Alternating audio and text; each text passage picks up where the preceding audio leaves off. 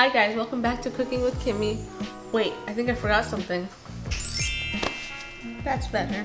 Today we're going to be making chocolate chip muffins that are going to make your mouth water, and I'm sure everyone in your family is going to enjoy this. And you can also make it gluten-free. So come with me to see how that happens.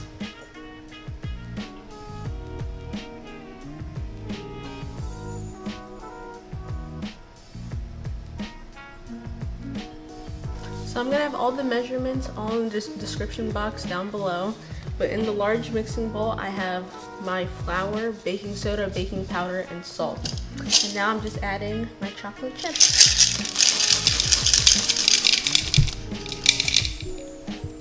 So you're just gonna set this aside for later, and then we're gonna start on our wet ingredients. Okay, so now in a medium bowl I have my white sugar. I'm just gonna go ahead and add my buttermilk. Should probably get a spatula.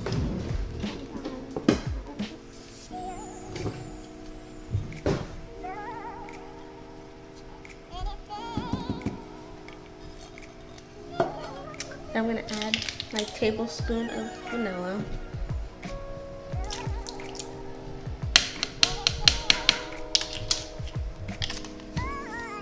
And next, 2 large eggs.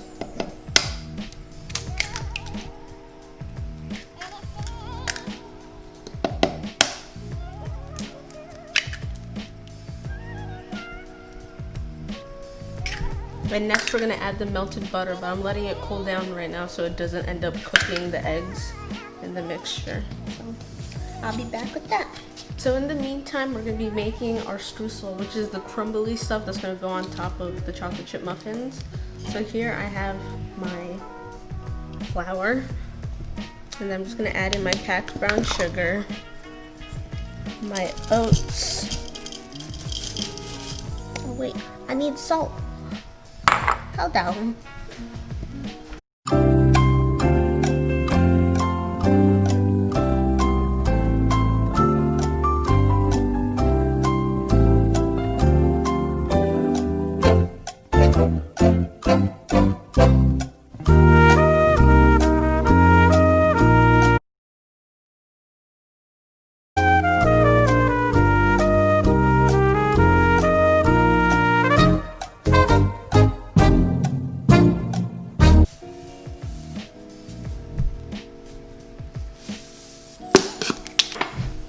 Okay, so next I already added my salt, and you're gonna take a little bit of cinnamon. I like a lot of cinnamon, so I don't measure that at all. And then you have to take your 8 tablespoons of softened butter. This doesn't have to be melted like the muffins.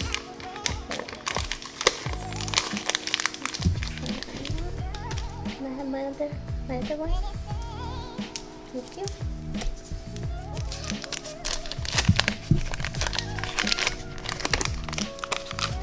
So now with your clean hands, you're gonna work it in there, okay?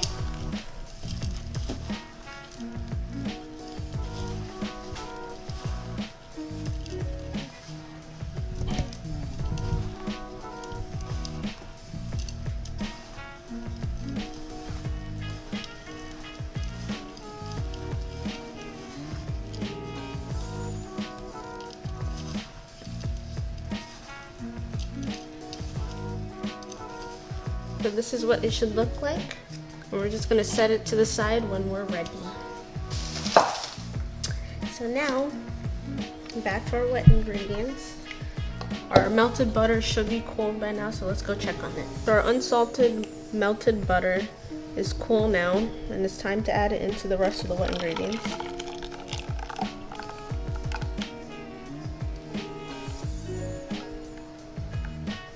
Just incorporate that well. So next we're going to take the dry ingredients we set aside before. So now we're just going to slowly combine the ingredients and incorporate until it's just combined.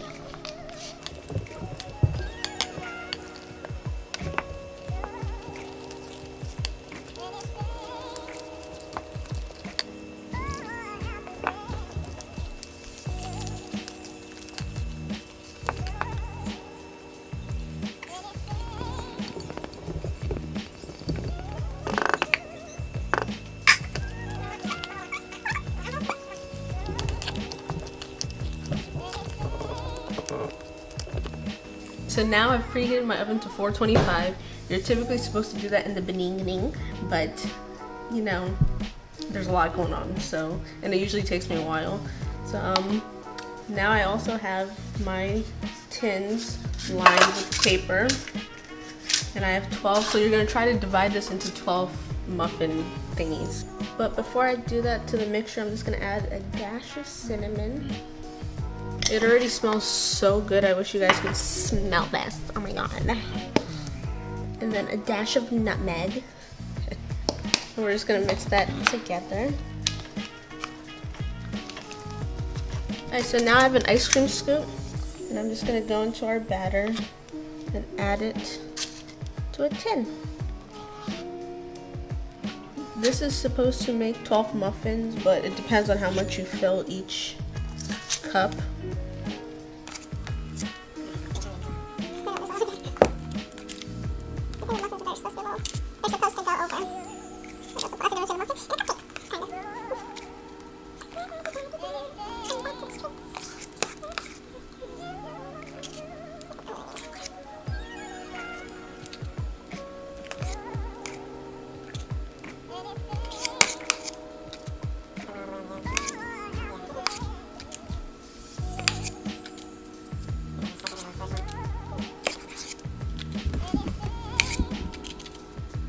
Okay, I filled these up pretty high, but I'm gonna do this to a second batch, but I'm just gonna show you guys how to do these ones first.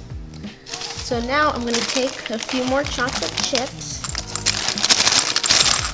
Ghirardelli, however you say it, and then you just wanna put them on top a little bit, just so they can get nice and melty on top and look really pretty.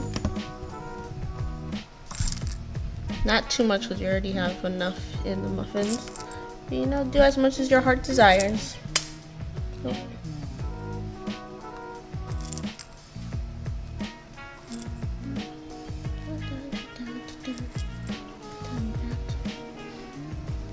Right, so now you want to take your strudel mix. If I hope I'm saying that right, put it on top. Again, as much as you want. I'm not gonna put too much in case people don't like it.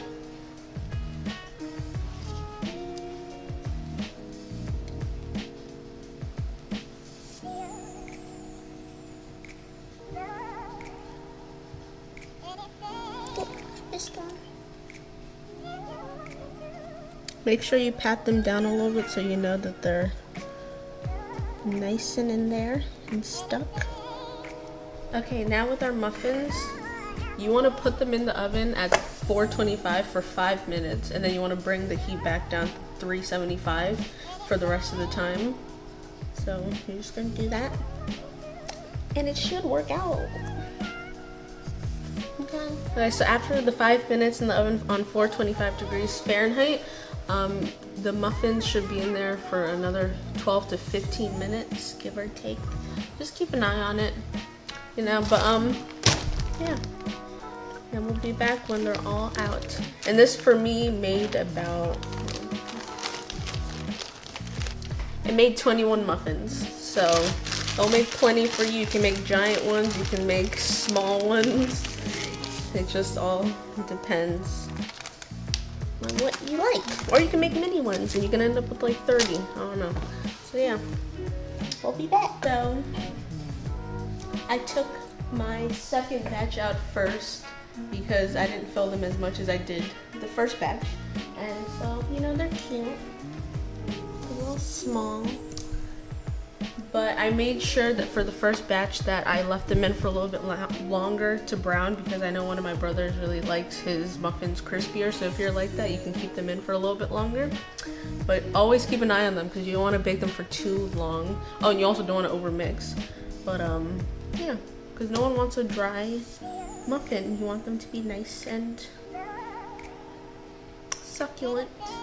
Moist, I'm sorry. I know you don't like, some people don't like the word moist, but yeah, you want them to be delicious. So here I have my second one that's I just took out. You can see the kind of blew up a little bit, but that's what you want, you know. And they smell so good. And we're just gonna let them cool a little bit, then we're gonna transfer it to the cooling rack. So, as you can see, I've already started one, almost finished one, and they're so good. I hope you guys enjoyed this recipe, and I hope you try it out for yourself. Maybe next time I'll make something savory. I was thinking buffalo chicken egg rolls, even though I said I was gonna do that a while ago, but I can't find egg roll paper anywhere, So, I hope you guys enjoyed this video. Please like and subscribe and share this video to all your loved ones. And I hope you guys had a great holiday. Happy New Year. And see you guys next time. Bye.